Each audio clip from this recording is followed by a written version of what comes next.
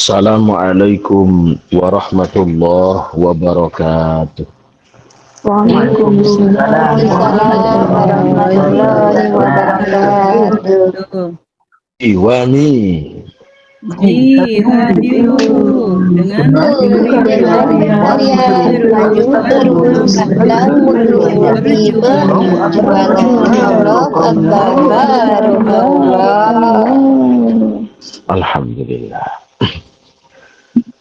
A'udzu billahi minasyaitonir rajim. Bismillahirrahmanirrahim. Alhamdulillahilladzi hadana li hadza wa ma kunna linahtadiya laula an hadana Allah.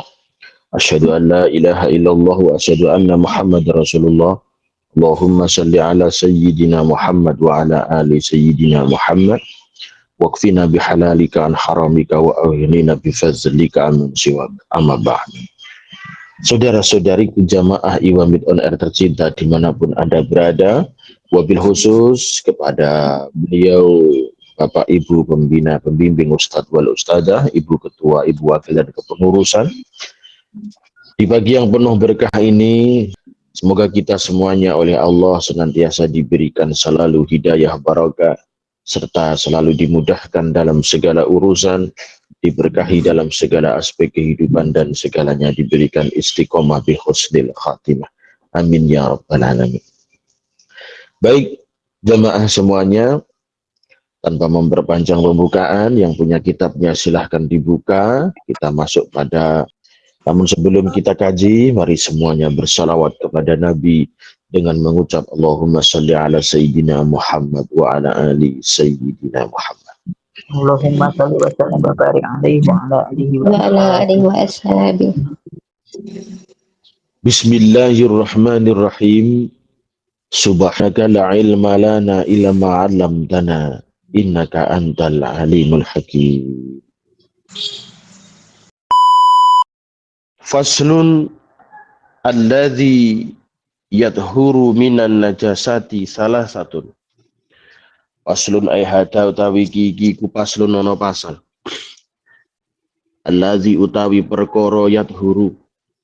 Allazi utawi perkara yadhuru kang bisa suci opo alladzi minan najasati saking pira-pira najis iku salasun ono telu. Perkara yang bisa suci, perkara-perkara najis yang bisa suci itu ada 3. Awal mulanya najis, tapi bisa suci. Ini dirangkum dalam 3 bagian. Nanti penjelasannya banyak, panjang. Jadi perkara-perkara yang awalnya najis, perkara yang najis itu bisa suci. Itu ada 3 minimal. Loh, apa saja? Yang pertama, al-khomru iku khomer. Ida takholalat arikalane wus dadi cuka opo khomer binafsiha kelawan awak dhewe ne khomer. Yang pertama adalah khomer. Apa itu khomer, Pak Ustadz? Khomer itu minuman yang terbuat dari perasan air anggur, perasan air kurma, perasan racikan-racikan dari buah-buahan, atau perasan bukan perasan, air dari nipah, air dari aren, air dari kelapa, buah kelapa itu badek namanya, atau nira, itu pohon-pohon yang berjenis kelapa-kelapaan itu semuanya mengeluarkan nira. Nah, buah-buahan dan nira dari kandungan-kandungan tumbuh-tumbuhan itu kalau di fermentasi maka akan menjadi khomer. Dadi khomer jenenge. Bukan minum-minuman keras, bukan. Kalau minuman keras yang dari kimia itu beda, tidak bisa menjadi cuka. Ini khomer. Khomer itu minuman yang memabukkan yang terbuat dari tumbuh-tumbuhan, buah-buahan, tumbuh-tumbuhan itu. Nah, ketika sudah menjadi cuka dengan sendirinya, saking lamanya gitu, berubah menjadi cuka, kenajisan karena haramnya yaitu memabukkannya sudah hilang, maka berubah menjadi suci. Nah, jadi khamr yang aslinya najis, karena najis jadinya haram, maka ketika berubah menjadi cuka, sudah tidak memabukkan, maka kenajisannya juga hilang. Nah, makanya hukumnya khamr haram. Tapi hukum cuka, khamr yang sudah berubah menjadi cuka, maka hilang kenajisannya. Karena hilang kenajisannya, maka tidak haram. Kemudian yang kedua, wajildul maitati lan kulite kewan, batange kewan. Wajildul maitati lan kulite batange kewan ida dubiho arikalane den sama opo jildu. Yang kedua, yang sesuatu yang najis bisa menjadi suci, yaitu kulit hewan yang disamak. Kulit hewan yang disamak.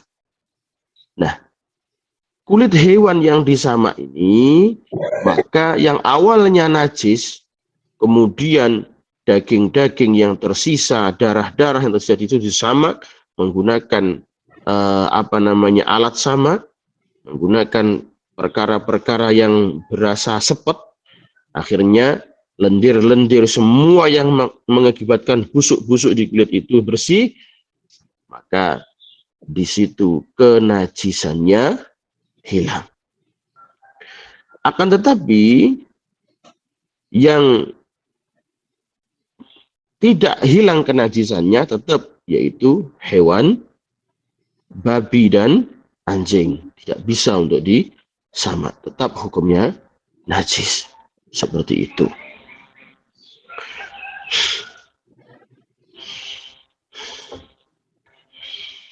Walaupun di situ umpamanya ketika di situ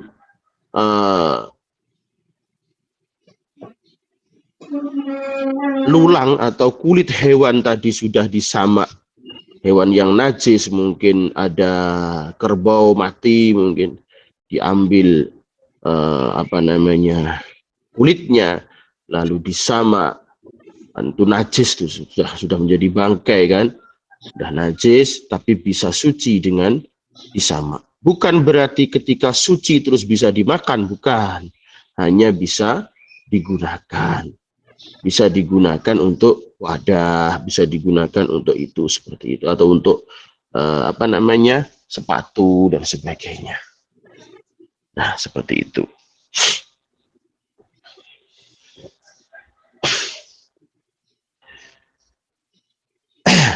Jamaah Imamit on Air, saudara-saudariku tercinta yang selalu mendapatkan hidayah dan berkah dari Allah. Kulit bangkai hewan yang disamak itu hanya dihukumi suci, tetapi bukan berarti halal untuk dimakan, bukan. Wala yahillu akluhu, maka tidak dihalalkan untuk memakannya. Hanya sebatas suci untuk digunakan.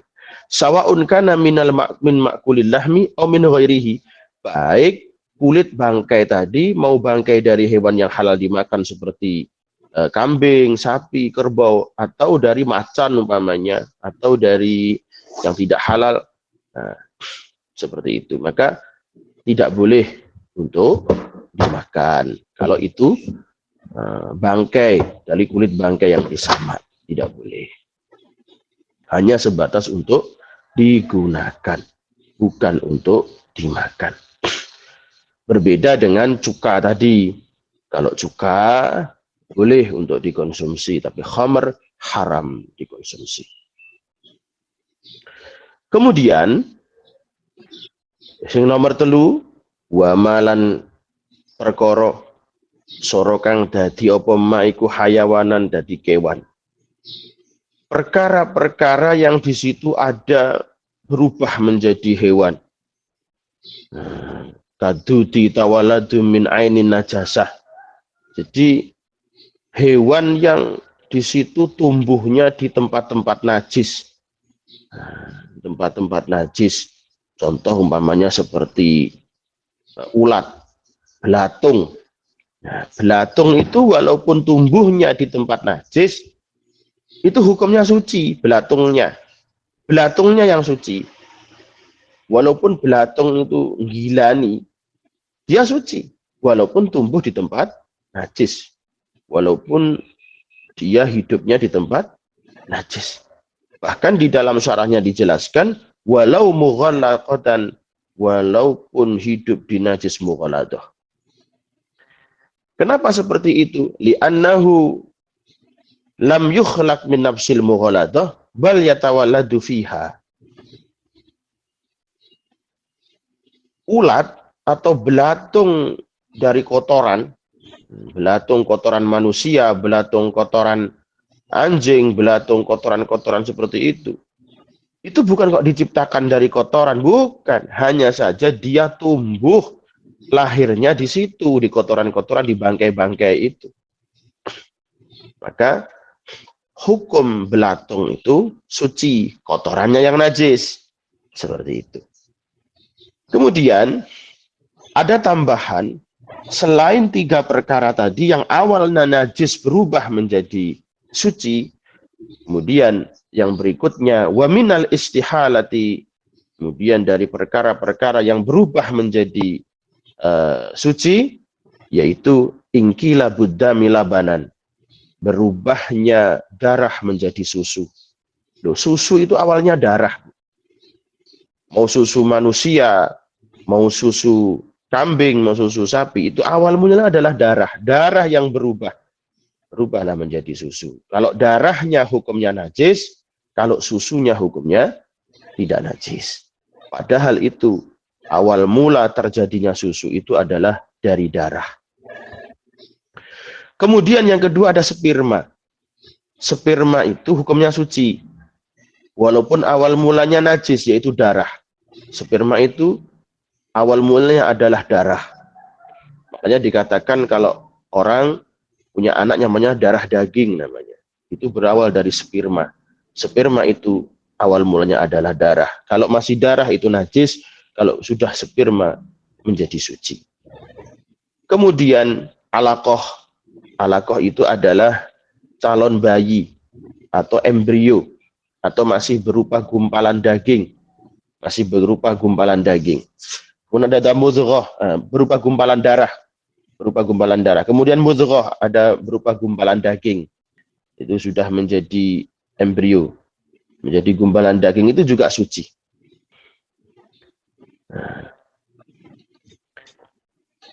Kemudian ada damud dabiyah. Damud dabiyah itu darahnya kijang. Kijang misik namanya. Berubah menjadi minyak misik. Itu juga suci. Minyak misik yang asli itu adalah terbuat dari darahnya kijang dobiyah namanya. Darah kijang dobiyah. Jadi darahnya aja berbau wangi sekali. Lalu difermentasi menjadi minyak wangi misik. Itu menjadi suci. Nah, jadi pagi hari ini kita belajar hal-hal yang awalnya najis, tapi bisa merubah menjadi suci. Yang pertama ada khamr. Khamr itu minuman yang terbuat dari proses fermentasi tumbuhan atau buah-buahan, atau air yang keluar dari kelapa-kelapaan, nira, badek, seperti itu. Kalau masih berupa seperti itu, hukumnya suci. Kalau sudah menjadi khamr, hukumnya najis, haram. Kalau berubah lagi menjadi cuka, maka berubah keharamannya hilang dan berubah menjadi tidak najis alias halal. Kemudian yang kedua, ada kulit bangkai. Kulit bangkai itu najis. Segala sesuatu yang matinya tidak disembelih karena Allah, hukumnya bangkai. Nah, bangkai itu semuanya najis, kecuali kulitnya kalau disamak. Kalau sudah disamak, khusus kulitnya, maka bisa suci. Tapi kesucian bangkai tidak sama dengan kesucian khamr.